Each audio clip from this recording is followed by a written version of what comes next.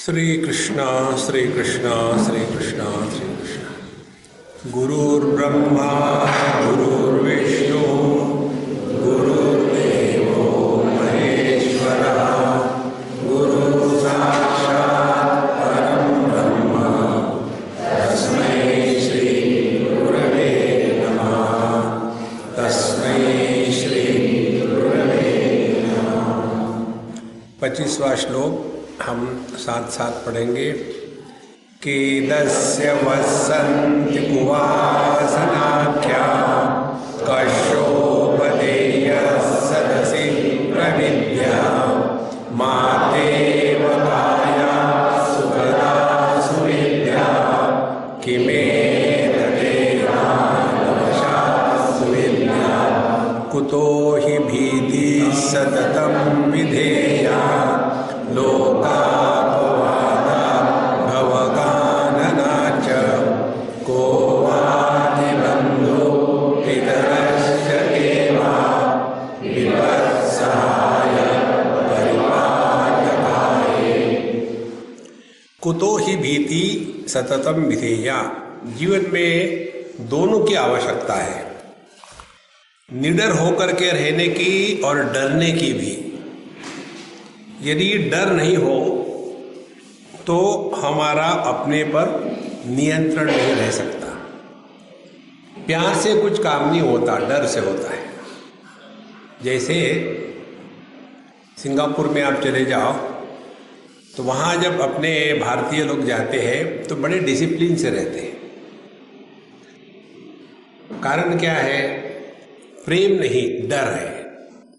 यदि वहाँ लाल बत्ती को क्रॉस करो तो केवल आपको पैसे का फाइन नहीं देना पड़ता, $100 फाइन और 10 हंटर, और वो भी आपके कपड़े को बचाने के लिए कपड़े खोल करके। कपड़े खराब हो जाएंगे। और कस के लगाएंगे। समझो 3 खाए और आप गिर पड़े तो बड़े दयालु है, कृपालु है। वो आपको उठाते, हॉस्पिटल में ले जाते और आपके कागज पर लिख देते हैं 7 बैलेंस। जब ठीक हो जाओगे फिर पूरा कर लेना हिसाब।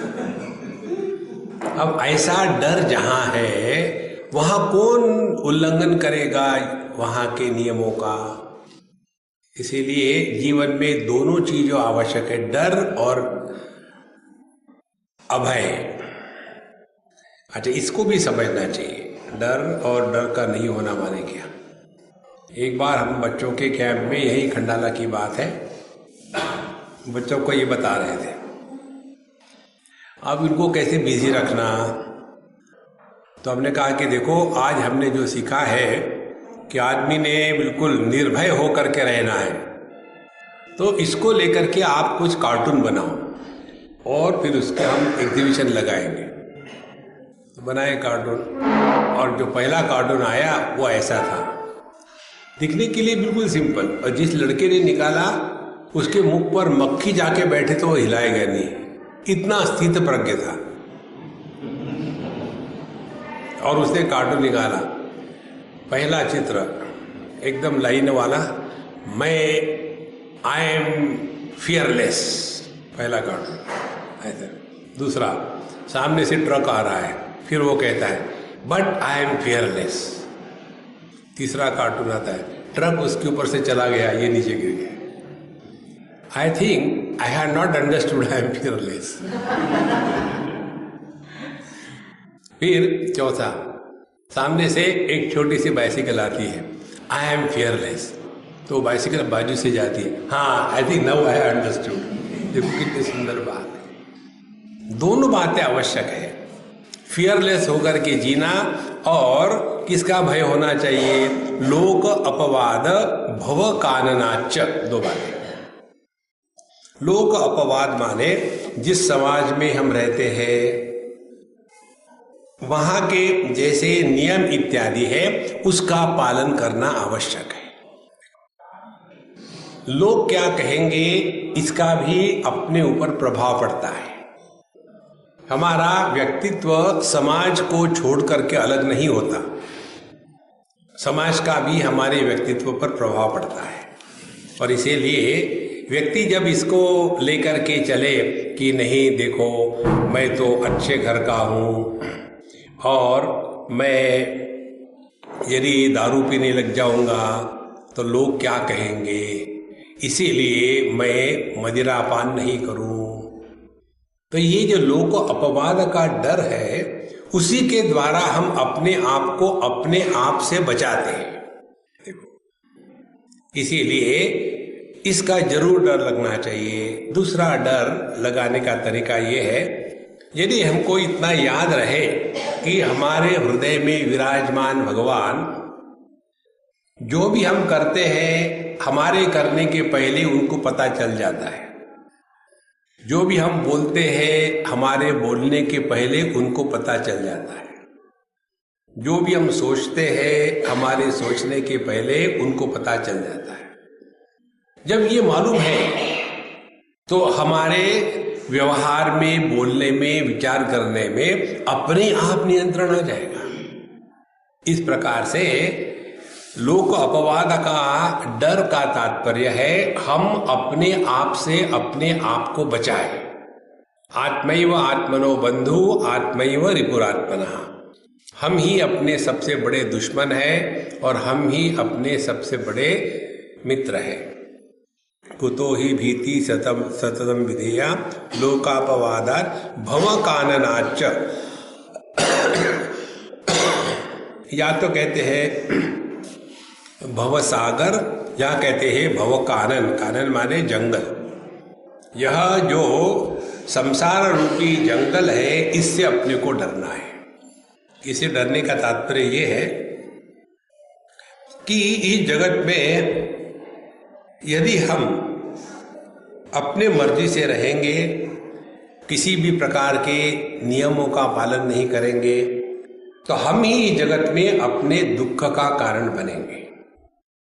तो हमको अपने से बचने के लिए ये देखना है कि जीवन कौन जी रहा है। मैं जो एक व्यक्ति है या परमात्मा मेरे माध्यम से प्रकट हो रहा है, इन दो चीजों पर ध्यान रखें।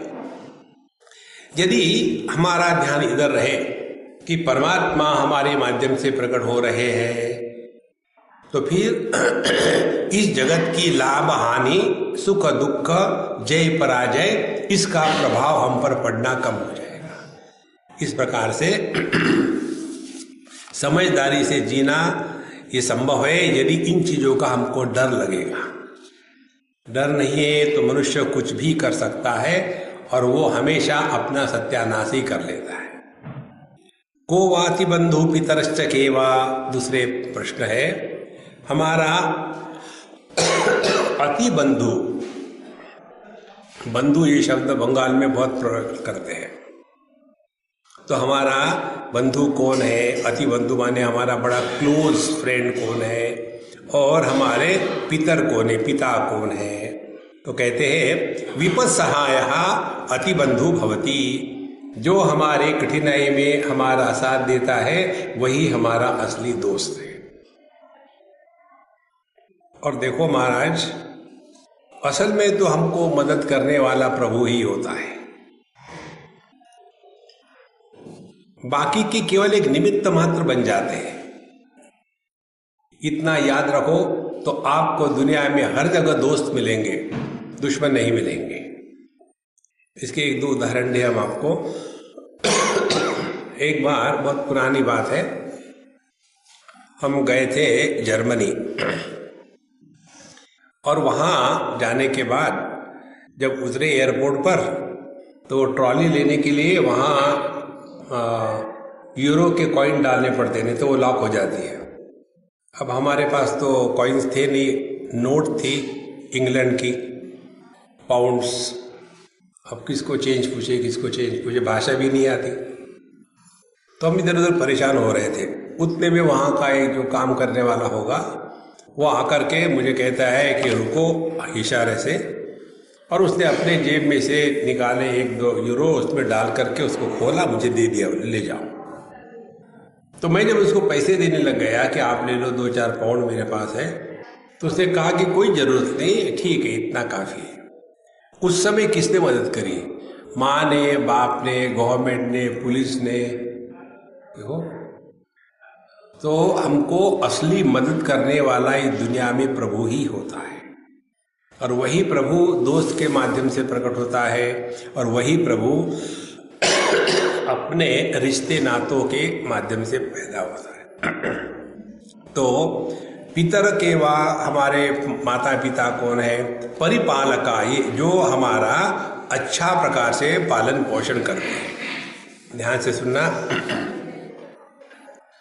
क्योंकि हमारा एक ही बेटा है और हमारे दोनों पैसे कमाने की फैक्ट्रियां हैं, तो माँ बाप का प्रेम क्या होता है, विशेष करते भारतीय माँ बाप का, उस बच्चे को इतना बिगाड़ के रखेंगे कि वो एकदम बोनसाई बन जाएगा। बोनसाई मालूम है? बोनसाई प्लांट होता है छोटा सा, जिसके ऊपर में 4 मच्छर बैठेंगे तो टूट जाता है, इतना यूजलेस प्लांट होता है। इसी प्रकार से माँ बाप यदि वो हो कि बच्चे को बिगाड़ के रखे, तो वो माँ बाप नहीं, वो दुश्मन है। तो परिपालका हमारा ठीक से पालन पोषण करे, माने अपने हम में आत्मविश्वास जागृत करे, कॉन्फिडेंस हो जाए, स्वतंत्र हो जाए, विचार ठीक होवे। नहीं तो जो कहा बच्चे ने हमको ये चाहिए, अच्छे बेटे, ये बच्चों के ज़्यादा लाड़ नहीं करने चाहिए। 2-4 चीज़ें माँ बापों के लिए बताओ मैं आपको। अपने बच्चों की तारीफ उनके सामने कभी नहीं करनी चाहिए। जितने भी दादा दादी नाना नानी होते ना, उनका देखो। स्वामी जी आपने वो देखा क्या, श्री कृष्ण सीरियल? नहीं देखा। देखो उसमें तो कृष्ण इतना सुंदर दिखाया है। अच्छा, बोले जब भी मैं उसको देखता हूं तो मुझे मेरे पोते की याद आती है। हाथ तेरे की, तो छोटे बच्चे को देख करके भगवान की याद आनी चाहिए, तो उस भगवान को देखकर बच्चे की याद कितना उसमें आ सकती है। इसीलिए जो पितर है वो अपने बच्चे को बिगाड़ते नहीं। पहली बात, ज्यादा तारीफ ना करें। दूसरी बात, उनकी हर बात को नहीं मानना चाहिए। हर बात को मानेंगे तो उन्होंने जीवन में कभी नहीं सुना ही नहीं।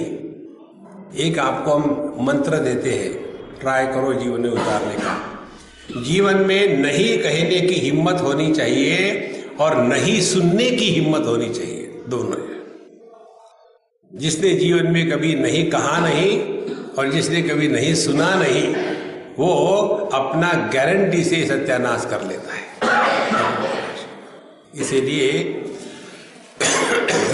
जो व्यक्ति ये नहीं सुनो कह नहीं सकता, वो इस दुनिया में रगड़ा जाता है। तीसरी बात, बच्चों को शेयर करना सीखना है, तभी हम ठीक पितर हैं, तभी हम ठीक माता पिता हैं। दिल्ली की बात है, हम किसी स्कूल में प्रिंसिपल के कमरे में बैठे थे और उसमें उसी समय एक कपल आ गया और उन्होंने बोलना शुरू कर दिया प्रिंसिपल से। मैं वहीं बैठा था और ये कहा कि मैडम, हमारे दोनों बच्चे हैं, एक लड़का लड़की आपके स्कूल में पढ़ते हैं और एक दूसरे से इतना झगड़ा करते हैं जैसे एक कुत्ता बिल्ली, एक मिनट एक दूसरे के साथ नहीं रह सकते।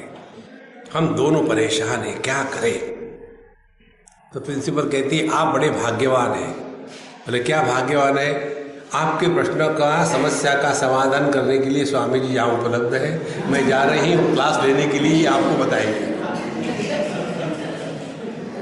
अब बताओ भाग्यवान कौन है? अब उन्होंने हमको कहा, हमने कहा ठीक है, ऐसे करो, आपके बच्चे इसी स्कूल में ना, तो आप जिस गाड़ी से आए कार से चले जाओ, आधे घंटे के बाद आना, बिल्कुल अगल बगल में मत रहना, कहीं जाके कॉफी पी के आओ। उनको निकाल दिया हमने। फिर लड़के को बुलाया और लड़का आया, उसके साथ हमने बात करी क्रिकेट की। ये जो अभी हुई थी मैच, उसमें इसने कितने रन बनाए, कितने किसका स्कोर हुआ, बड़ा शौक से बिल्कुल फुल्ली लाइवली चाइल्ड बता दिया। फिर उसको भेजा, उसकी सिस्टर को बुलाया, फिर उसको सिनेमा के बारे में पूछा, माधुरी दीक्षित का सबसे बढ़िया फिल्म कौन सा है। तो एकदम खुश हो गई कि मेरा टॉपिक ही नहीं निकाला। उससे बात हो गई, वो खुश हो गई, चली गई। फिर ये दोनों आ गए माँ बाप। फिर हमने उनको बताया, हमने आपकी समस्या का निदान कर लिया है। क्या? इस समस्या का कारण है माँ बाप, आप दोनों। तो स्वामी जी हमने उनको सब दिया है। दोनों के कमरे अलग है, दोनों के लिए बाइसिकल अलग है, दोनों के खेलने की चीजें अलग है, दोनों के टीवी अलग है, फिर भी झगड़ा करते। हमने यही कारण है, उनको एक साथ रह करके शेयर करने को सिखाना पड़ता है। देखो, बच्चे पैदा करना और आदर्श माँ बाप होना, इसमें बहुत जमीन आसमान का फर्क होता है। एक बार यूएसए की बात, वो पेरेंट मुझे कह रहे थे, स्वामी जी बैक होम, ये स्टैंडर्ड फ्रेज है वहाँ की, जब हम लोग इंडिया में थे तो हम अपने माँ बापों से इतना अच्छा व्यवहार करते थे, उनकी बात मानते थे। हमारे बच्चे पता नहीं ऐसे क्यों है, एक बात नहीं मानते, उल्टी सीधी बात करते हैं, ऐसा क्यों हो रहा है।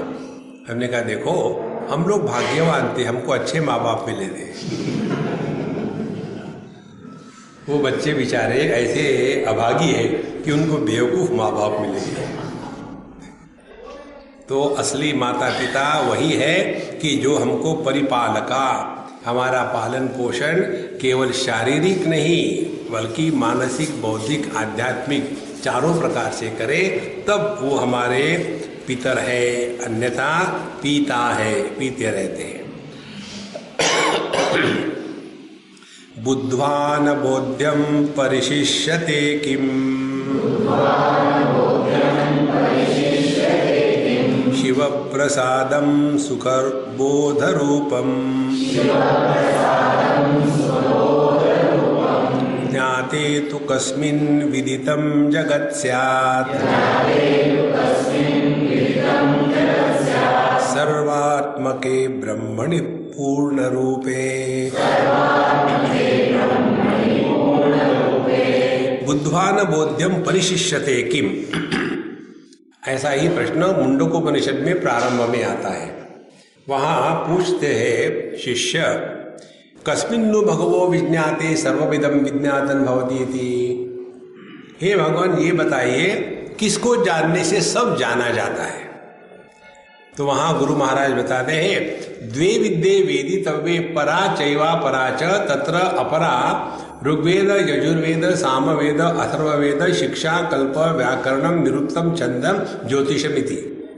4 वेद और 6 वेद अंग, ये अपर विद्या का क्षेत्र है, माने यह केवल द्वैत का क्षेत्र है। और परा विद्या क्या है? यया अक्षरम अधिगम्यते। परा विद्या वो है जिसके द्वारा हम अपने स्वरूप को पहचानते हैं।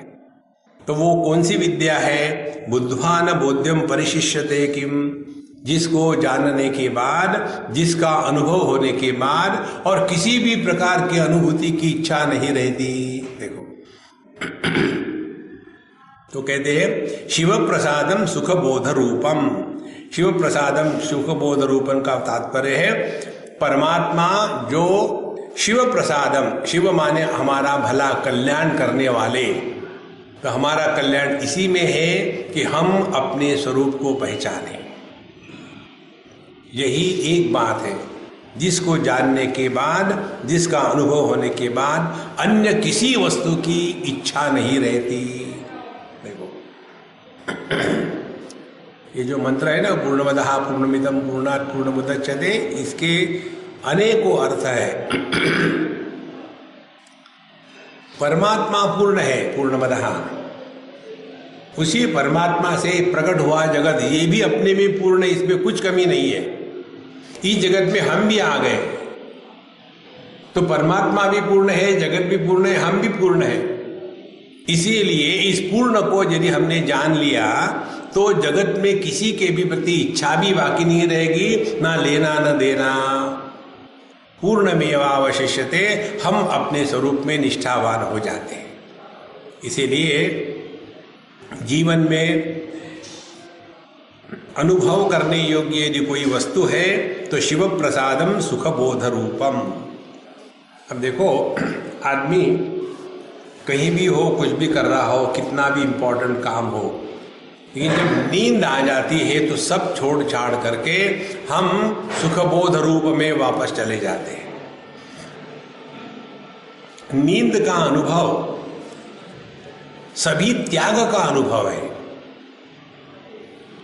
आनंद तो हमारा स्वरूप है ही। यदि इस पर चिंतन करो तो पता चलेगा कि नींद में हम क्या करते हैं। पहली बात, करना छोड़ देते हैं। दूसरी बात, क्या पकड़ते हैं, सब छोड़ देते हैं, पकड़ते कुछ नहीं। तीसरी बात, क्या बनते हैं, कुछ नहीं बनते, एकदम नोबडी। और क्या मिलता है, कुछ नहीं मिलता। देखो, और इसीलिए व्यक्ति जब नींद आ जाती है तो अंदर से कोई समझ खींच रहा है, अभी नहीं, बाद में, थोड़ी देर के बाद, और बोलते बोलते हरिओम। इसीलिए बुद्ध्वान बोध्यम परिशिष्यते किम शिव प्रसादम सुख बोध रूपम। ज्ञाते तु कस्मिन् विदितम जगत स्यात्। जिसको जानने के बाद यह संपूर्ण जगत जाना जाता है। तो ये जगत क्या है? देखो, सुवर्ण को यदि आपने जाना तो आपने सभी आभूषणों को जाना है। क्योंकि आभूषण क्या है? आभूषण माने सुवर्ण पर अध्यारोपित नाम रूप। किसी भी वस्तु के 5 अंग होते हैं। अस्ति भाति प्रिय नाम रूप इति पंचअंशकम आद्यत्रयम ब्रह्म रूपम जगत रूपम तत्वद्वयम। तो जो अस्ति भाति प्रिय है वो ब्रह्म है और नाम रूप जगत है। इसीलिए जिसने परमात्मा को जान लिया है उसने संपूर्ण जगत को जान लिया है। उसके लिए और कोई भी जानना बाकी नहीं रहता। इस प्रकार से जगत में जानने योग्य यदि कोई वस्तु है तो केवल यही है, अपने आप को पहचानो।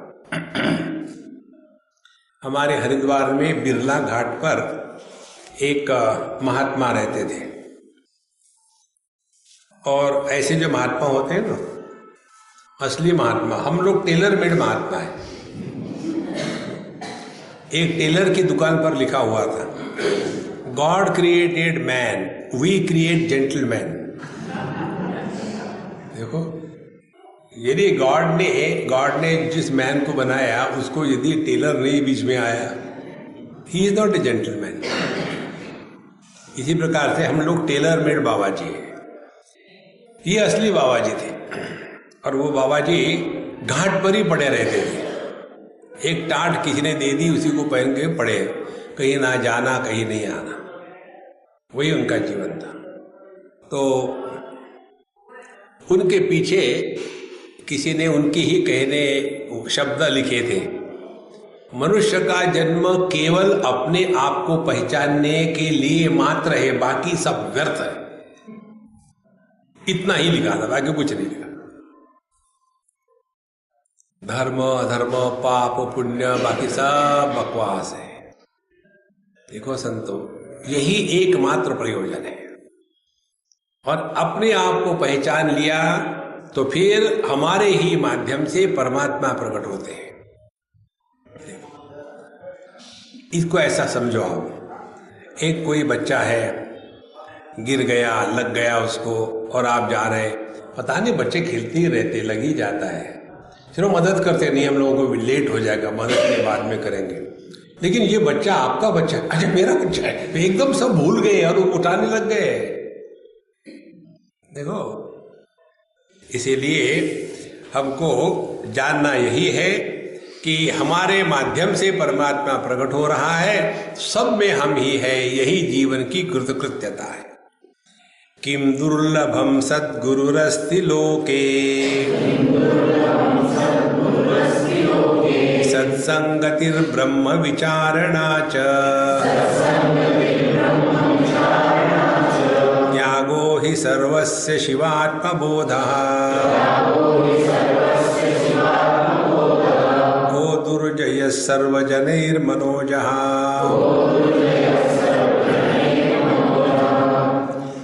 जगत में सबसे दुर्लभ वस्तु क्या है? स महात्मा सुदुर्लभा।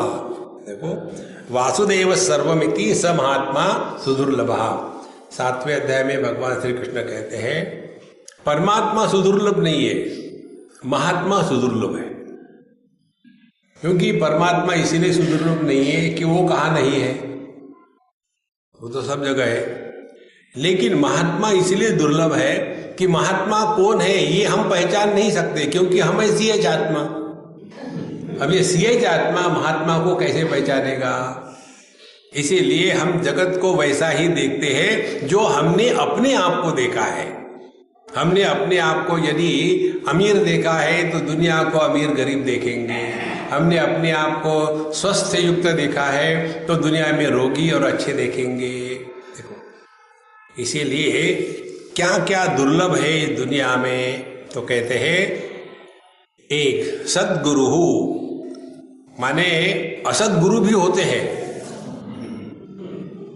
नहीं तो सद्गुरु कहने की क्या जरूरत है?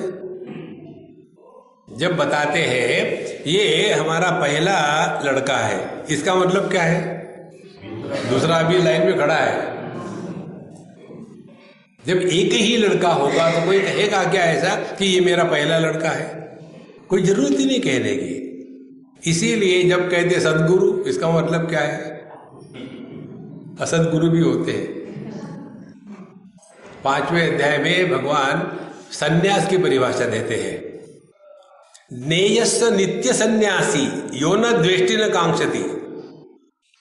उसको नित्य सन्यासी जानो, माने दूसरा ब्रांड अवेलेबल है, अनित्य सन्यासी। अनित्य सन्यासी कौन है? प्रवचन देते समय ब्रह्म, प्रवचन होने के बाद भ्रम। देखो, इसीलिए यहां कौन दुर्लभ है जगत में? सद्गुरु। अब सद्गुरु किसको कहते हैं समझ लेना ठीक से। जो हमको सत की ओर लेने के लिए मदद करता है वो सद्गुरु है। पहली बात, जिसको इस दुनिया में कुछ भी करना बाकी नहीं रहा है वो सद्गुरु है, वो सद्गुरु। यदि हमको इस दुनिया में कुछ करना हो तो हम किसी के भी साथ जब इंटरेक्शन करेंगे तो उस इंटरेक्शन से देखेंगे कि इस व्यक्ति से हमको क्या लाभ हो रहा है। यदि लाभ नहीं हो रहा है तो उसके साथ इंटरेक्शन नहीं करेंगे।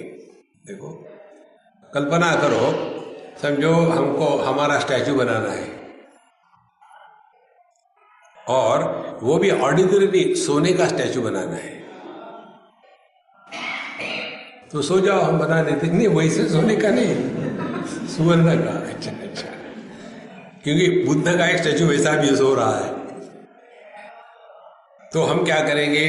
हम हर एक व्यक्ति से बात, जो भी मिलने के लिए आया, हाँ आ गए, बहुत अच्छा है। देखो, अब वो किस लिए आया, कहाँ को पूछना है। देखो, मैं अपना स्टैचू बनाने जा रहा हूं, मुझे कोई आवश्यकता नहीं, भक्तों की इच्छा है।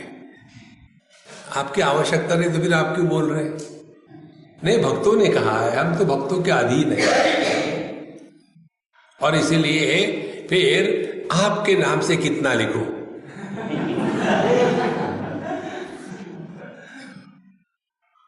और ऐसे महात्मा के पास उतना ही खड़ूस भगत पहुंच गया। उसने कहा, महाराज आप अपने हाथ से लिख दीजिए जितना चाहो। तो चेक पर लिख दिया महाराज ने 1 करोड़। बोले ठीक है। उसने लिया चेक बुक, फाड़ करके एनवलप में डाल दिया। जरा महात्मा जी के लिए जरा चाय कॉफी ले आओ, क्योंकि इतना बड़ा चेक दिया है। और हो जाने के बाद जब भेजा चेक बैंक पे तो उसके ऊपर सिग्नेचर थी नहीं। तो उसको पूछा ऐसा क्यों? बोले मैं गुप्त दान देना चाहता हूं।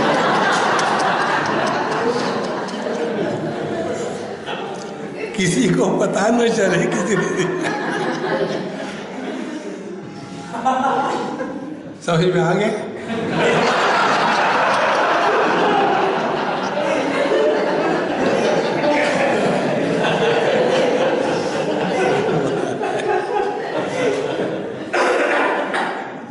तो जिनको इस दुनिया में कुछ करना है वो आपको आध्यात्मिक मार्ग पर कभी भी मार्गदर्शन नहीं करेंगे।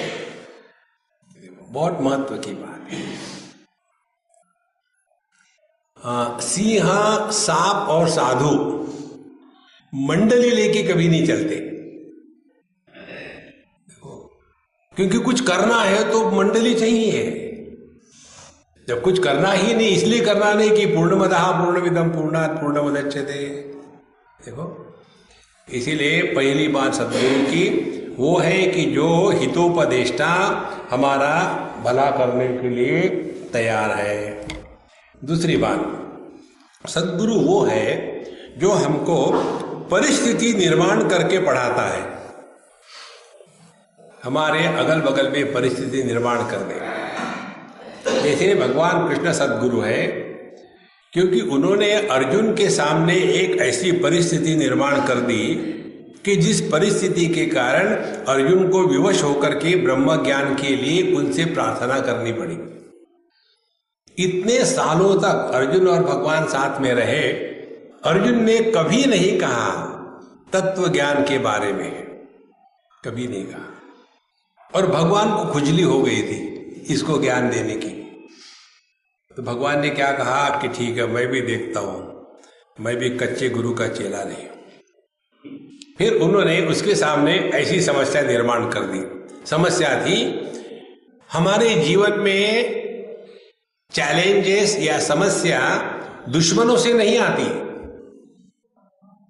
समस्या होती है अपनों से। देखो, दुश्मन को मारने के लिए कौन सी समस्या है, लगा लो। लेकिन जब अपने ही दुश्मन बन करके आते हैं तब जीवन में असली समस्या आती है। देखो, यदि एक कोई किसी लड़की ने आत्महत्या कर ली तो आदमी थोड़ी जाकर के सन्यासी बनेगा, लेकिन जब अपनी ही पत्नी हमको मारने लग जाती है तो आदमी सन्यासी बनेगा। देखो, क्योंकि परिस्थिति निर्माण हो गई। तो अपनों से निपटना ये सबसे बड़ा चैलेंज है लाइफ में। तो ऐसी परिस्थिति भगवान ने निर्माण कर दी और फिर अर्जुन को उपदेश दिया। इसीलिए सद्गुरु वो है कि जो हमको इस दुनिया में उपदेश के द्वारा प्रसंग को निर्माण करके हमारा उद्धार करता है। ऐसे सद्गुरु बड़े बड़े ही रेयर होते हैं।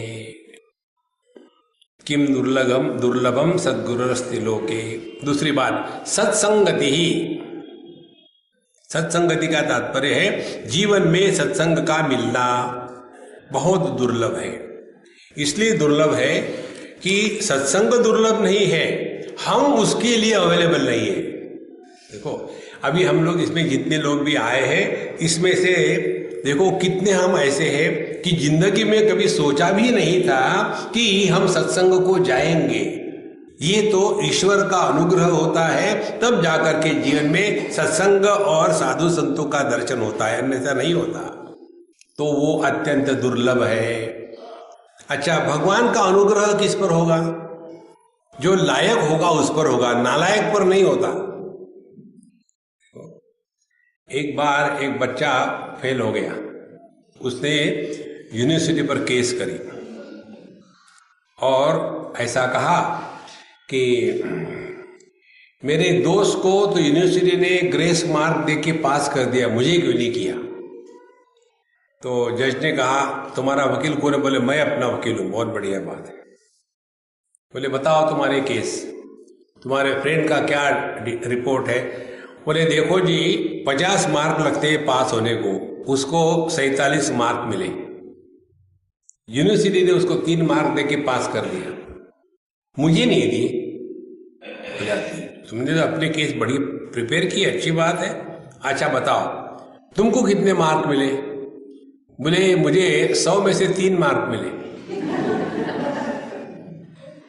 तो बोले इसीलिए तुमको यूनिवर्सिटी ने नहीं दिए। बोले यूनिवर्सिटी के जेब से क्या जाता है? चाहे 3 मार्क दे दे, चाहे 47 दे दे। ये ऐसा होता है। देखो महाराज, जब तक हम लायक नहीं होंगे, भगवान का अनुग्रह समझ में नहीं आता। भगवान से अनुग्रह के सिवा कुछ होता ही नहीं, हमारे समझ की कमी है। इसीलिए दुर्लभम सद्गुरुरस्ति लोके सत्संगति।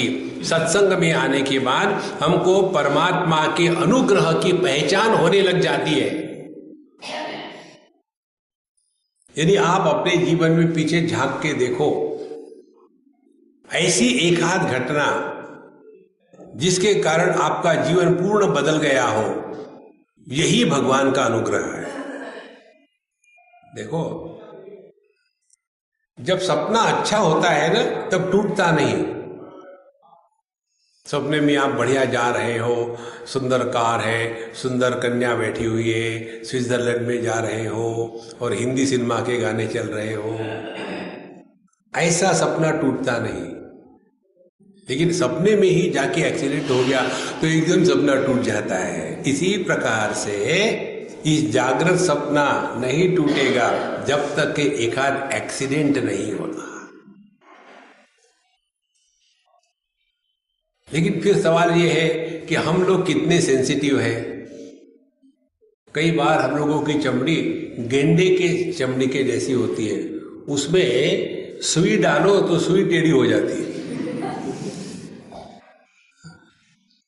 इसीलिए ईश्वर का अनुग्रह समझना ये भगवान का ही अनुग्रह है और ये हमको सत्संग में मिलता है, सत्संगति। तीसरी बार ब्रह्म विचारणाच, परमात्मा के बारे में चिंतन करना। ये दुनिया क्या है, कहाँ से आई है, हम कौन हो सकते हैं, क्या देह हो सकते हैं, प्राण हो सकते हैं, मन हो सकते हैं, हमारी क्या पहचान है, क्या इस जगत में कुछ नया हुआ है कि वही चल रहा है। जैसे आप चिंतन शुरू करोगे तब पता चलेगा इस दुनिया में कुछ भी नहीं हो रहा है।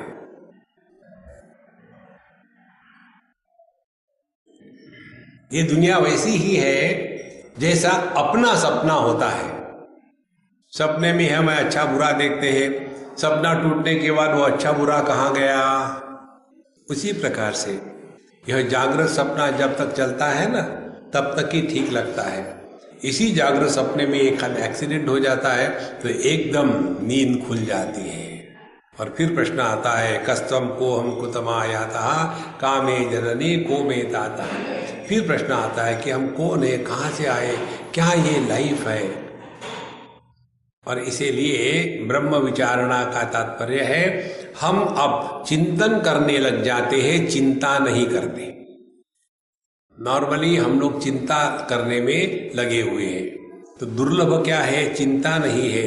चिंतन करना परमात्मा के बारे में ये बहुत ही दुर्लभ है। किम दुर्लभम सद्गुरुस्ति लोके सत्संगति ब्रह्म विचारण च, और त्यागो ही सर्वस्य शिवात्म बोधः। और क्या दुर्लभ है, त्याग करना। देखो, त्याग करना माने, ध्यान से सुनना, किसी वस्तु को त्यागने की आवश्यकता नहीं है।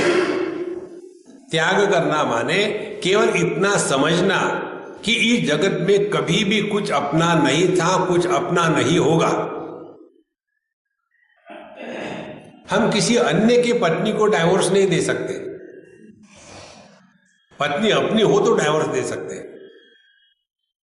इसी प्रकार से किसी अन्य के वस्तु का हम त्याग नहीं कर सकते। तो पहले ये सोचो कि इस दुनिया में अपना क्या है। जब भगवान कहते हैं सर्वधर्मान परित्यज्य मामेकम शरणम व्रज, सभी धर्मों का त्याग कर दो, तो त्याग करने के पहले ये तो सोचो कि आपका दुनिया में है क्या। अपनी ग्रोथ बॉडी से लेकर के, हमारे गुजराती बंधु के ग्रोथ बॉडी होती है, तो अपने स्थूल देह से लेकर के इस दुनिया में क्या अपना है। ना तो देह अपना है, और ये देह के संदर्भ से ही संपूर्ण विश्व है। यदि देहात्म भाव नहीं है तो जागृत अवस्था की सत्ता नहीं है। और ये जिस देह के साथ हम आत्मभाव करते हैं वह देह अपना बनाया नहीं है, हमारी एक बात नहीं मानता और वो देह मैं हूं, ये जो मूर्खता है, यह जो गलत धारणा है, इस धारणा का हमको त्याग करना है। देखो सत्संग में यही बात होती है, केवल अपनी जो गलत धारणाएं हैं उन धारणा को ठीक करो तो आपने सब कुछ समझ लिया है, उसको कहते हैं असली त्याग। एक बार एक सज्जन अपने मित्र को लेके मेरे पास आए शारदा संगीत विद्यालय में। स्वामी जी हमारे मित्र है, इनकी कुछ समस्या है, इनकी प्रॉब्लम ये है। हमने कहा वो गूंगे हैं क्या? नहीं, वो बोल सकते, उनको बोलने दो। तो बोले महाराज जी मेरी समस्या ये है कि मैं सिगरेट नहीं छोड़ पाता, बहुत परेशान हो गया हूं, क्या करूं? मेरे बोलने के पहले उसका दोस्त कहता है स्वामी जी ये इतना यूजलेस है, सिगरेट नहीं छोड़ पाता, मैंने 10 बार छोड़ के रखी है।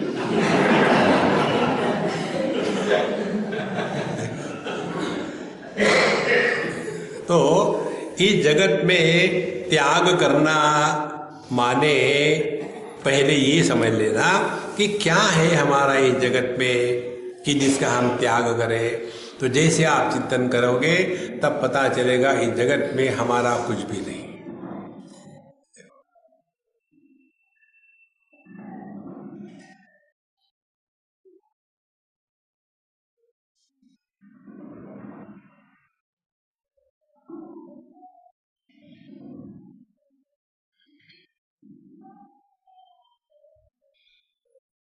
जिसका त्याग नहीं हो सकता वो हम है।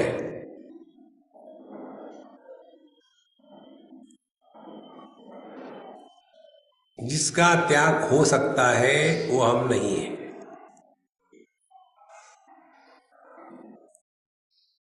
देखो किसका किसका त्याग होता है। जागृत अवस्था का त्याग होता है, स्वप्न का, सुषुप्ति का, समाधि का। जागृत अवस्था में ही हम पति पत्नी भाई बहन होते हैं। जागृत अवस्था में ही हम स्त्री पुरुष जवान बूढ़े होते हैं। इनका जब त्याग हो सकता है तो अपन को क्या फर्क है। देखो भगवद गीता का 15वां अध्याय आप लोगों ने 1000 बार कहा होगा खाना खाते समय। उसका जो एक श्लोक है उस पर चिंतन करो। सर्वस्य चाहम हृदय सन्निविष्टः, सभी के हृदय में मैं हूं और मत्तः मेरे ही कारण स्मृति ज्ञानम अपोहनंच, मेरे ही कारण स्मृति माने स्वप्न, ज्ञानम माने जागृत, अपोहनम माने सुषुप्ति, चकारात समाधि। मेरे ही कारण जागृत स्वप्न सुषुप्ति समाधि संभव है। इन सब का आधार मैं हूं। जागृत आया तो मुझको कुछ मिला नहीं, जागृत चला गया तो मुझे कोई हानि नहीं। स्वप्न आया तो मुझे कुछ मिला नहीं, स्वप्न गया तो मेरी कुछ हानि नहीं। सुषुप्ति में कुछ भी नहीं है फिर भी मैं हूं, समाधि में कुछ भी नहीं है फिर भी मैं हूं। यह जो अखंड अत्याज्य अहेय वस्तु है ये अपना स्वरूप है। देखो महाराज अब कौन सी खाक साधना करोगे? नहीं भस्त्रिका करो।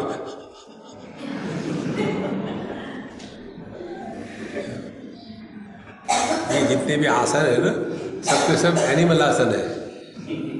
देखो कुक्कुटासन, मरकटासन, भुजंगासन, मत्स्यासन, धनुरासन। आदमी का एक ही आसन है शवासन। उसी में लगे रहते हैं। आप जब कवेला धाम में रहते हैं तो वहाँ के जो स्टूडेंट होते हैं बेचारों को सब करना पड़ता है। उनके टीचर लोग कुछ नहीं करते, उन्हीं को करना पड़ता है। उनको कहते हैं हाँ अब आपको वस्त्र धोती करनी है, तो उनको 6 मीटर बैंडेज का कपड़ा दे देते, खाओ। और जब हम अपना सत्संग करने के लिए जाते थे ये सब के सब कपड़ा खा रहे, हम कहते थे अरे यार कपड़े की जगह जलेबी खाओ।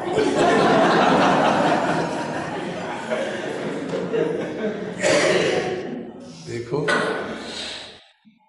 और सिर्फ वो सर्टिफिकेट मिलने तक ही उसके बाद कोई कपड़ा नहीं खाता। कपड़ा पहनने के लिए कोई गाय का नहीं। देखो, इसीलिए सत्संगति ब्रह्म विचारणा च त्यागो ही सर्वस्य शिवात्मबोधः। और शिवात्मबोध का तात्पर्य है परमात्मा का ज्ञान, अपने स्वरूप की पहचान। ये सब की सब बातें दुर्लभम अस्ति लोके।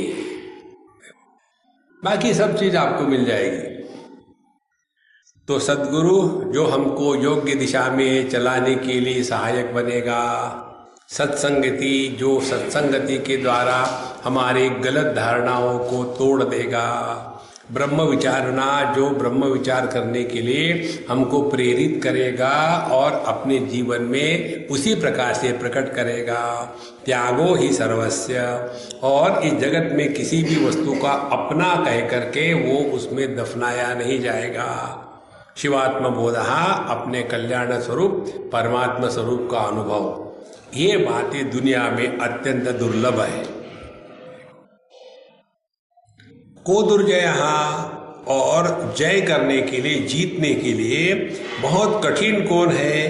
कहते हैं सर्वजन ही मनोजः। मनोज माने मन को जीतने वाला। मन को जीतने वाला होता है काम।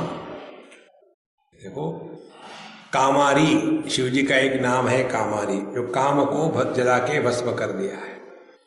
तो मन को जीतने वाला यही काम है। एक बार व्यक्ति के मन में कामना ने प्रवेश किया तो फिर वो अपना नहीं रहता, वो काम का गुलाम बन जाता है। तो यह मन जीवन में बहुत दुर्जय है। तो इससे डरना नहीं, अपने आप को डट के रखना, प्रभु को पकड़ के रखना, वो सेवा करने से प्रसन्न हो जाते हैं। पशोः पशु को न करोति धर्मम, प्राधीत शास्त्रोऽपि च न चात्मबोधः, किं तद्विषं भाति सुधोपमं स्त्री, के शत्रवो मित्रवदात्मजाद्या। पशोः, पशु को न करोति धर्मम, जो जानवरों से भी गया बीता है, क्योंकि वो धर्म का आचरण नहीं करता। वो कौन है? तो कहते हैं प्राधीत शास्त्रः अपि। देखो, उसने बहुत शास्त्रों का अध्ययन वगैरह किया है, सब कुछ है, लेकिन उसका जीवन धर्म में नहीं है। और न च आत्मबोधः, और उसने अपने स्वरूप को नहीं पहचाना है। माने वो केवल लेक्चरबाजी करता है, लेकिन जीवन में एक छटाक भी नहीं उतरता। देखो संतो, जो हम आपको बता रहे हैं, सबसे पहले सुनने वाला कौन है? हम जब कहते हैं देखो भक्तो त्रिविधम नरकस्येदम द्वारम नाशनम आत्मना, काम क्रोध तथा लोभा, तस्मात् एतत् त्रयम् त्यजेत्। काम क्रोध लोभ, ये तीन नरक के दरवाजे हैं, इसीलिए उसका त्याग करना चाहिए। बीच में कोई आ जाता है, उसको देख के गुस्सा है, क्यों बीच में आया, बेवकूफ कहीं का, हट जाए यहां से। और अभी क्या बताया था? क्रोध यह नरक का दरवाजा है। तो शिष्य लोग क्या कहेंगे? गुरुजी उधर है आपका रास्ता, आपका दरवाजा खुल गया। प्राधीत शास्त्रः अपि न च आत्मबोधः। सबसे बड़ा दोष शास्त्रों के अध्ययन में ये है कि व्यक्ति दूसरे को सिखाने में लग जाता है। असल में शास्त्रों का अध्ययन यदि ठीक से हुआ तो आदमी मौन को प्राप्त हो जाता है। क्योंकि शास्त्रों का निर्णय क्या है? ब्रह्म सत्यम जगन मिथ्या। जब मालूम है कि ये जगत जो दिख रहा है, विश्वम दर्पण दृश्यमान नगरी तुल्यम निजांतर्गतम, दर्पण में दिखने वाले प्रतिबिंब के समान ये जगत है, तो आप प्रतिबिंब के सामने खड़े होकर के उसके साथ खेलोगे क्या? उसने ऐसा किया था, ऐसा क्यों किया? नहीं खेलेंगे थोड़ी उसके साथ, तो क्या हो गए? तो प्रतिबिंब कैसा ही हो, आपने को क्या लेना है, क्योंकि प्रतिबिंब है। इसीलिए शास्त्रों का अध्ययन जब परिपक्व हो जाता है तो व्यक्ति सहज रूप से अंतर्मुख होकर के शांत रहता है, डिप्रेशन में नहीं जाता। डिप्रेशन आत्मन्येवात्मना तुष्टः, डिप्रेशन नहीं। तो पशोः पशु को न करोति धर्मं प्रादीत शास्त्रोपि न च आत्मबोधः। तो शास्त्रों का अध्ययन करने के पश्चात अपने जीवन में व्यवहार में परिवर्तन आता है और वो शास्त्र सम्मत होता है। पंचदशीकार लिखते हैं,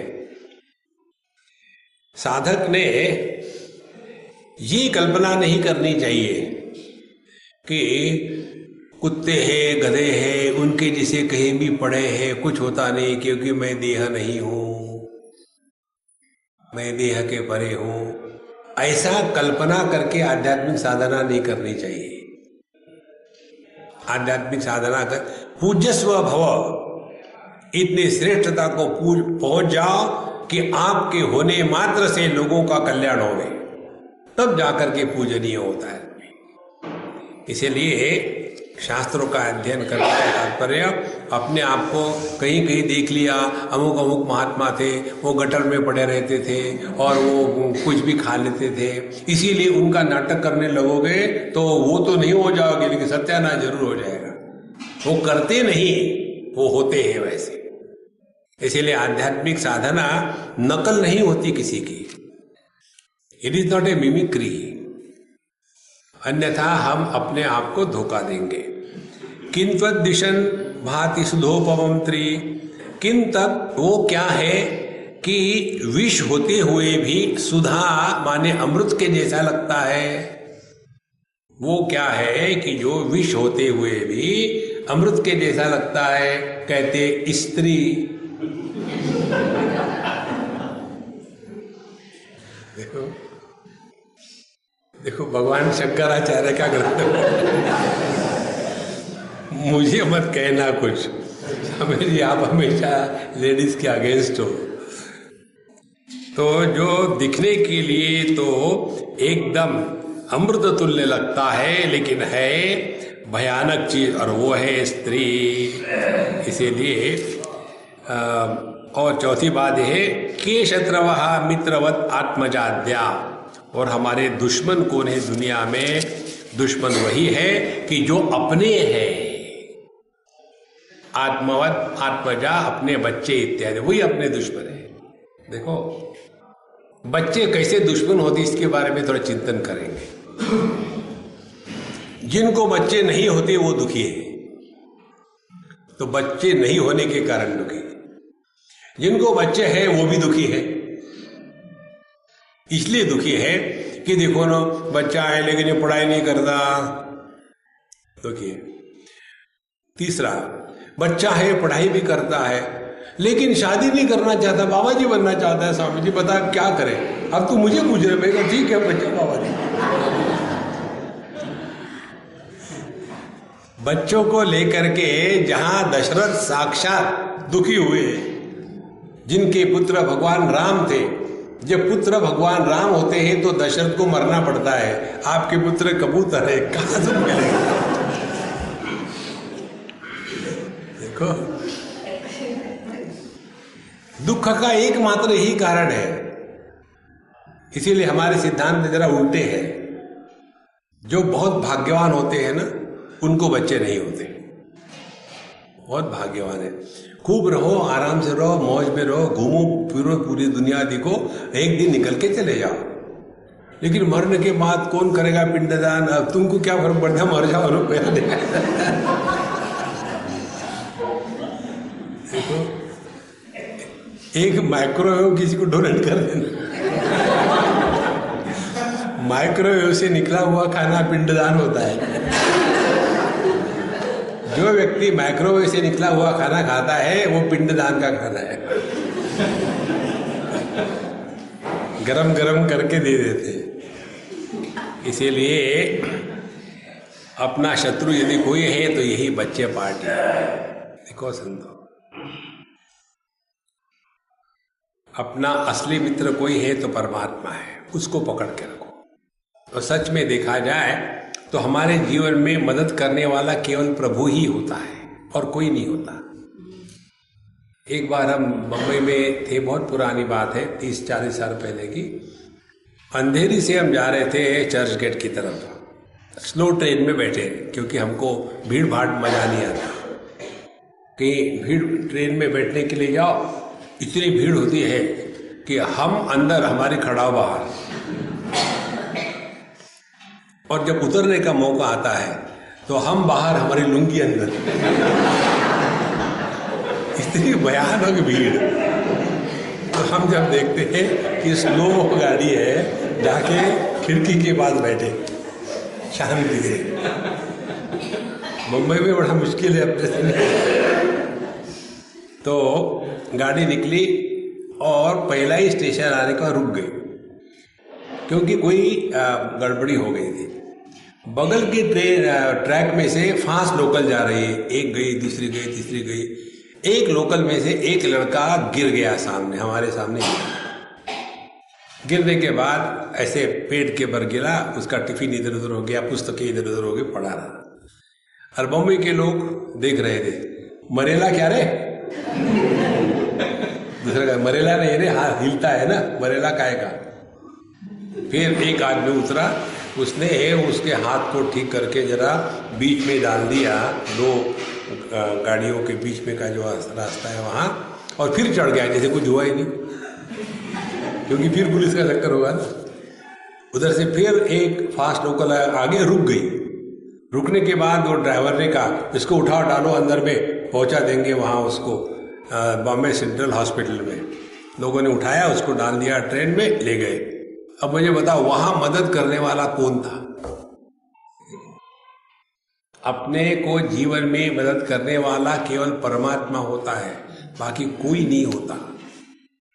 केवल इसको याद रखो, आपके मन से सब डर निकल जाएगा। हमको लगता है कि नहीं महाराज जी, हम हमारे इस लड़के को इसलिए कहते हैं कि ये हमारा इकलौता लड़का है और आगे पीछे कोई नहीं, मैं भी अकेली हूँ, वो तो चले ही गए।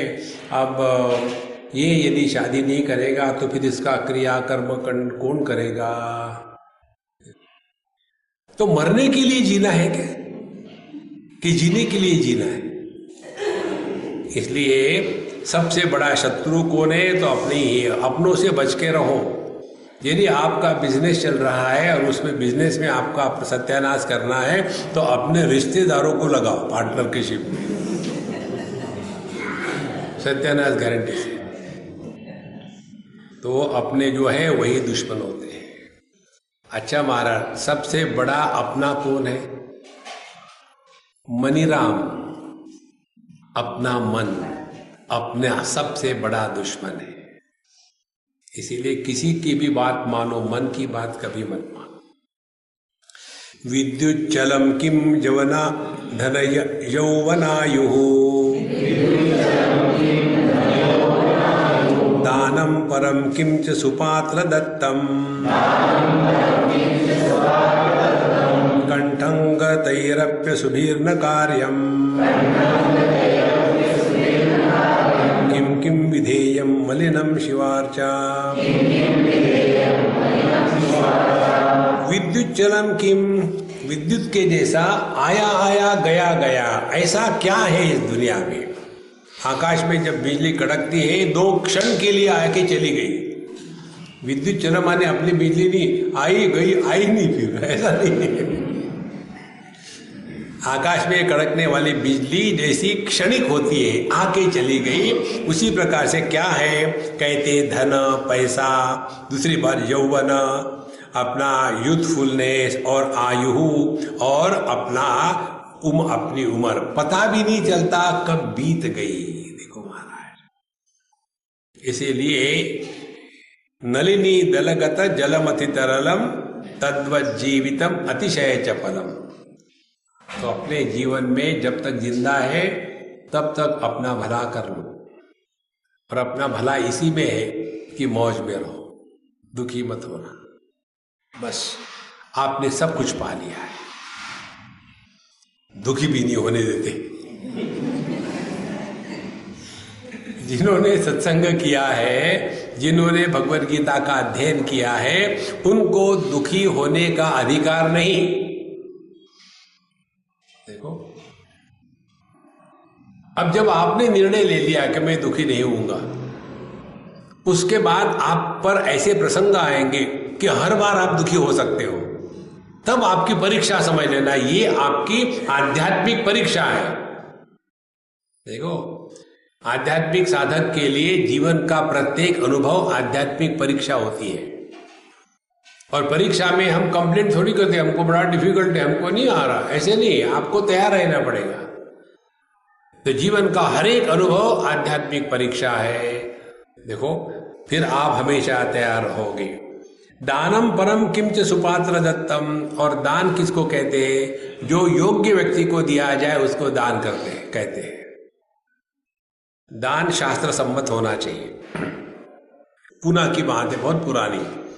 एक पुणेरी सज्जन थे, हमको आके कहते हैं, स्वामी जी मैंने ये जो श्राद्ध जो है नए स्टाइल से बनाया। श्राद्ध का नया स्टाइल होता है, मैंने धन्य है आप, कहीं डाउनलोड किया क्या? तो बोले, सुबह निकला नहा धो के घर से, कार में पहला जो भिखारी मिला उसको गाड़ी में लिया। भिखारी को आश्चर्य लगा, क्या बात है आज, और उसको ले गया होटल में। उन दिनों में पूनम नाम का होटल था, वहाँ डेक्कन जिमखाना में बड़ा प्रसिद्ध होटल था।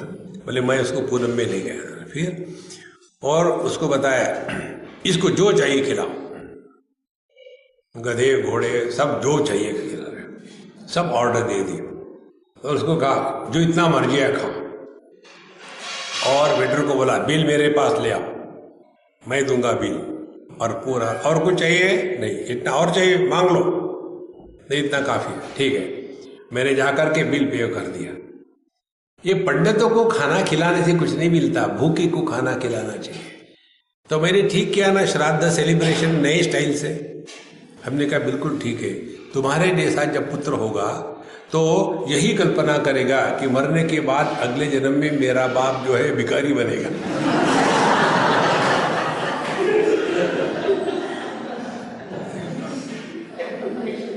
अपने मर्जी से नहीं होता महाराज, जो बातें शास्त्र सम्मत है उसको वैसे ही करनी चाहिए।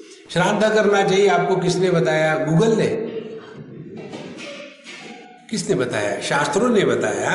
तो कैसे करना चाहिए वो भी वही बताएंगे, अपने मर्जी से नहीं होता। इसीलिए दानम परम च किम च सुपात्र दत्तम, तो दान किसको देना चाहिए, कैसा देना चाहिए? इसीलिए जिस दान के द्वारा किसी का उद्धार हो वो दान है। ये तो ये बेचारे लोगों को सिनेमा देखने को नहीं मिलता, इसीलिए एक बार मैं गया, वहाँ से 25 टिकटें खरीदी, सब भिखारियों को बुलाया, सब लोग आ जाओ, और हर एक को टिकट दे दी, जा पिक्चर देख के आओ, दान कर दिया।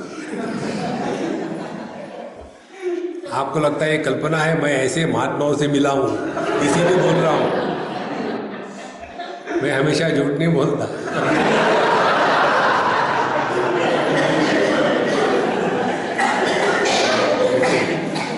दानम करम पिंच सुपात्र कंठैः अंगैः अपि सुभिन्न कार्यम।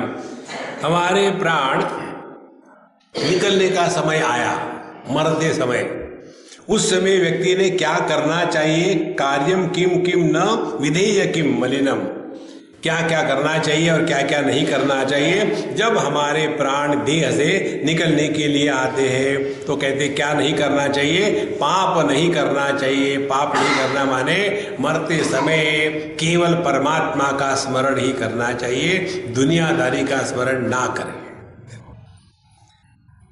और करना क्या चाहिए? तो कहते हैं शिवार्चा, शिव जी की अर्चना, शिव जी की पूजा, माने परमात्मा की पूजा होती।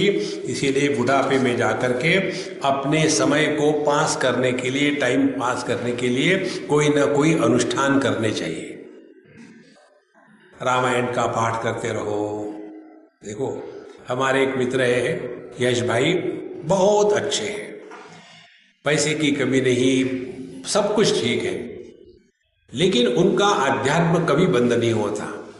कहीं भी हम उनको कहते हैं कि यश भाई हमारे वहां सत्संग है, बोले आ गया, everything cancels and he is available for सत्संग एनी टाइम। देखो, तो उन्होंने हमको पूछा था, स्वामी जी हम ये रामायण का पाठ करना चाहते हैं। हमने कहा एक क्यों, 108 बार करो। बोले ठीक है। फिर उन्होंने भिन्न भिन्न तीर्थ क्षेत्रों पर जाकर के 108 बार रामचरितमानस का पाठ किया, पूरा 108 साल। और आखिरी का जब हुआ वो उन्होंने द्वारका जी में किया, तो हमको बुलाया था, हम गए वहां। तो वहां जाकर के उन्होंने बहुत बड़ा उत्सव किया। बोले स्वामी जी आपने जो बताया था हमको, इससे हमको इतना लाभ हुआ है, कितनी क्या क्या समस्या आई, लेकिन ये पाठ ने हमको बचा के रखा है, एक आधार मिल जाता है। देखो महाराज, इसीलिए यदि आपकी उम्र ज्यादा हो तो बच्चों में, घर के खिचड़ बिचड़ में पढ़ने के स्थान पर अपने आप को इसमें बिजी रखो। भागवत का पाठ ले लिया, रामायण का ले लिया, लिखना शुरू कर दिया, जप शुरू कर दिया, थोड़ा बहुत समाज सेवा कर दो, लेकिन घर के चीजों में दखल लेना बंद कर दो। वही अपने जीवन का उद्धार का एक मार्ग है। अहर्निशम किम परिचिंतनीयम संसार मिथ्यात्व शिवात्म तत्वम किम कर्म यत् प्रीतिकरम मुरारेः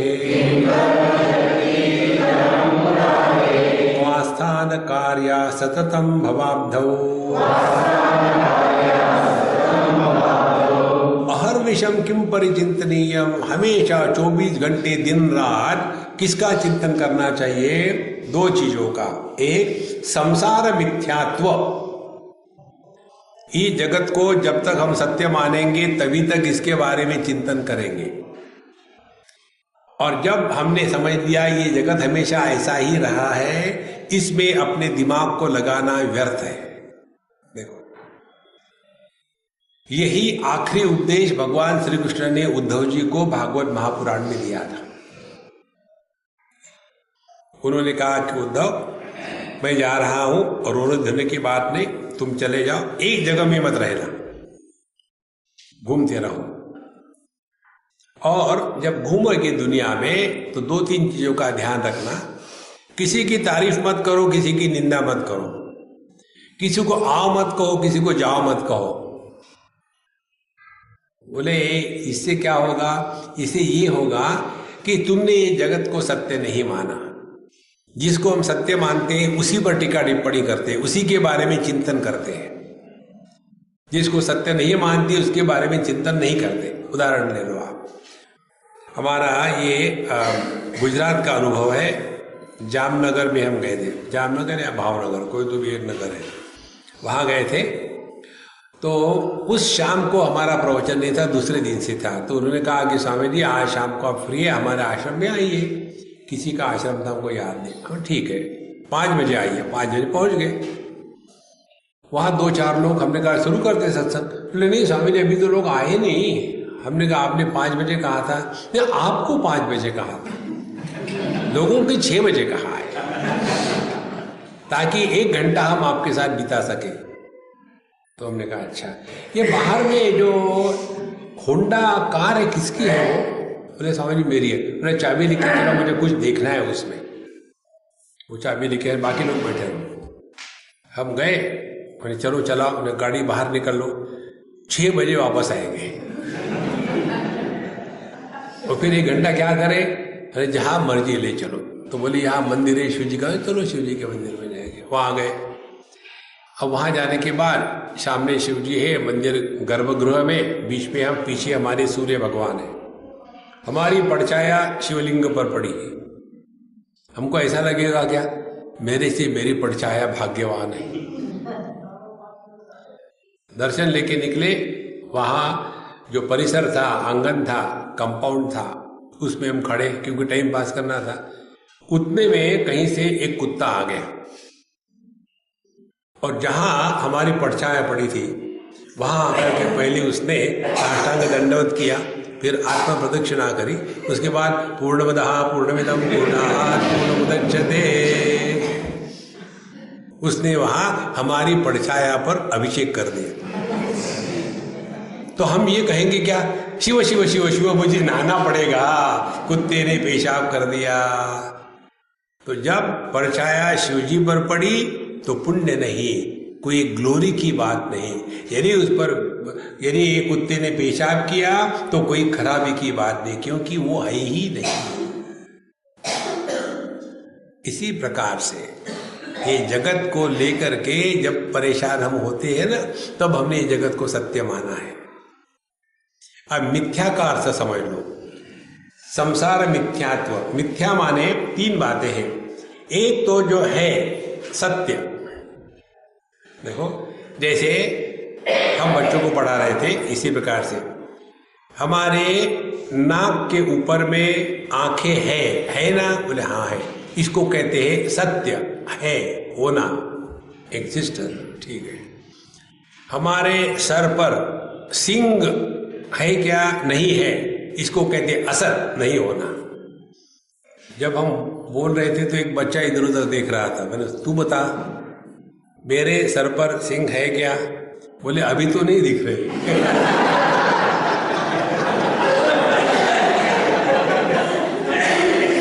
बताओ, माने किसी को सिंग दिखे न होते हुए भी उसको कहते हैं मिथ्या। जो नहीं है फिर भी जिसका अनुभव होता है उसको कहते हैं मिथ्या। सूर्योदय सूर्यास्त नहीं होता लेकिन अनुभव में आता है। देखो, जब आप चलते गाड़ी में बैठो और रास्ते की तरफ देखो तो ऐसा दिखता है कि रास्ता उल्टी दिशा में दौड़ रहा है, दिखता है, अनुभव ऐसा आता है, लेकिन होता नहीं। देखो संतो, तो मिथ्या का तात्पर्य क्या है, जो अनुभव एक परिस्थिति विशेष में आता है उस अनुभूति को मिथ्या कहते हैं। अब ये जागृत का अनुभव कौन सी परिस्थिति विशेष में आता है, जब हमारा देह के साथ तादात्म्य होगा तभी ये जागृत का अनुभव होता है। यदि देह के साथ तादात्म्य नहीं है तो जागृत का अनुभव नहीं है, इसीलिए ये मिथ्या है। उसी प्रकार से मन के विकारों के साथ जब तादात्म्य होता है तब स्वप्न का अनुभव आता है। यदि वो तादात्म्य छूट गया तो स्वप्न गायब, इसीलिए स्वप्न का अनुभव मिथ्या है। तो जगत संसार मिथ्यात्व शिवात्म तत्वम, दूसरा चिंतन करना है अपने परम पूर्ण परमात्म तत्व का चिंतन, कि हमारी असलियत क्या है। देह में बचपन से कितने विकार आ गए, देहिनोस्मिन यथा देहे कौमारम यौवनम जरा, कितने विकार आके चले गए, हम ज्यों के त्यों। इंद्रियों में मान्यत्व पटुत्व आके चला गया, हम ज्यों के त्यों। अच्छे बुरे विचार आके चले गए, हम ज्यों के त्यों। हमारी धारणाएं बदल गई, हम ज्यों के त्यों। हमारी प्रायोरिटीज चेंज हो गई, हम जैसे के वैसे। यह जो अपरिवर्तनीय तत्व है ये अपना स्वरूप है, इधर हमको ध्यान देना है, इसी का चिंतन करना है। किम कर्म यत् प्रीतिकरम मुरारे, सबसे बढ़िया कर्म कौन सा है, जिसके द्वारा भगवान प्रसन्न होवे। और भगवान प्रसन्न हो गए जब हम भगवान को उनके अपने माध्यम से प्रकट होने का मौका देंगे। भगवान तो चाहते हैं कि मैं कुछ करूं, हम कहते चुप हो जा। देखो, इसीलिए अपने जो नारायण भगवान है ना, उनके शंख चक्र गदा पद्म है। पहले भगवान शंख मोबाइल हाथ में लेते हैं और डायल करते हैं हमको, उनको एक मैसेज मिलता है, the number that you have dialled is out of reach. क्यों? संसार में भटक रहा है, तो हम लोग कुछ नहीं कर सकते। लेकिन भगवान के पास कभी नहीं है, उनके दूसरे हाथ में गदा है, टन, अरे याद आ गई भगवान की। देखो, और फिर डंडे खाते खाते आदमी निडर बन जाता है, बेशरम बन जाता है, फिर भी नहीं सुनता। भगवान कहते कोई बात नहीं, मेरे पास दूसरा टेक्निक है, पुनरअपि जननम पुनरअपि मरणम। वह जो संसार चक्र है, सुदर्शन चक्र, उसके द्वारा हमको फिर इस जगत में भटकाने लगा देते हैं। पहले ही बार यदि उनकी बात सुनो तो हाथ में कमल आ जाएगा, जीवन की शांति प्राप्त होगी। देखो, अपने कंसाइंस की बात सुनो। आपको यदि योग्य निर्णय लेना है जीवन में, ये ट्राई करो। भगवद गीता के 2 अध्याय का 7वां श्लोक अर्जुन कहता है, कार्पण्य दोषोपहत स्वभावः पृच्छामि त्वां धर्म सम्मूढ़ चेता यश्रेयस्या निश्चितम ब्रूहि तन्मे शिष्यस्तेहं शाधिमां त्वां प्रपन्नम्। इस मंत्र का पाठ करो, उसके बाद भगवान के सामने बैठ करके, भगवान ये हमारी समस्या है, इसका क्या निर्णय ले बता करके चुप हो जाओ। आपके हृदय में पहला जो उस समस्या को लेकर के समाधान प्रकट होगा वो भगवान का होता है। फिर हम क्या करते हैं, लेकिन जहां लेकिन आ गया सत्यानाश हो गया। जैसे दूध में है नमक पड़ा। देखो, कोई भी व्यक्ति गलत कार्य नहीं कर सकता यदि वो अपने मन के प्रभाव में नहीं आवे तो यत कर्म प्रीति कर्म मुरारे क्वास्थान कार्य सततम भवाब्दो। और किसमें कभी भी आस्था नहीं रखना चाहिए। तो कहते हैं इस संसार में कभी भी विश्वास मत रखो, ये संसार हमेशा ऐसा ही रहा है, इसमें कोई भी चीज नहीं है। एक लड़की अपने लड़की को लेके मेरे पास आई, मैं काम कर रहा था। जब मैं काम करता हूं तो कोई डिस्टर्ब करता है, चुप हो जाओ थोड़ी देर, वेट हैंग अराउंड, क्योंकि हम भूल जाते हैं हम क्या करें। हमारी समस्या वो है, जब काम करते तो पूरे अवेलेबल, नहीं तो मैं एकदम भूल गए। तो बाद में कहती है, स्वामी जी देखो, how cute is my child, is it not. तो हमने कहा, तुम्हारी जो नानी थी ना, उसने यही वाक्य कहा था जब तुम्हारी मां पैदा हो गई थी। तुम्हारे मां ने यही गलती करी थी जब तुम पैदा हो गए थे। तुम क्यूट हो और तुम अपने बच्चों को वही कही। ये कौन सी नई बात है इसमें? Same thing again and again and again. लेकिन हमको ऐसे लगता है कि मेरा पुत्र पहले ही बार विश्व में पैदा हुआ है, अभी तक किसी को पुत्र नहीं हुआ था। जगत में कुछ भी नई चीज नहीं, इसमें ज्यादा मत फंसो। सो क्वास्थन कार्य सततम भवाब्दौ। अब आखिरी श्लोक कहते हैं, कंठं गता वा श्रवणं गता वा प्रश्नोत्तराख्यां मणिरत्नमाला तनोतु मोदं विदुषां सुरम्यम् रमेश गौरीश कथेव सद्यः। जैसे रमेश गौरीश भगवान विष्णु की या शिव जी की कथा सुनने से व्यक्ति को आनंद प्राप्त होता है, वैसा ही आनंद जिन्होंने इस मणिरत्नमाला को अपने कंठ में धारण किया है या इसका श्रवण किया है, जिसका नाम प्रश्नोत्तराख्या है, वो विदुषा समझदार लोगों के जीवन में आनंद को और बढ़ावे। इस प्रकार से इन्होंने ये बताया है कि यह प्रश्नोत्तरी मणिरत्नमाला जो है, इसको रोज इसका पाठ करें और किस दिन कौन सी बात हृदय को लग जाएगी पता नहीं, और उसी दिन आपके जीवन में परिवर्तन आएगा। ओ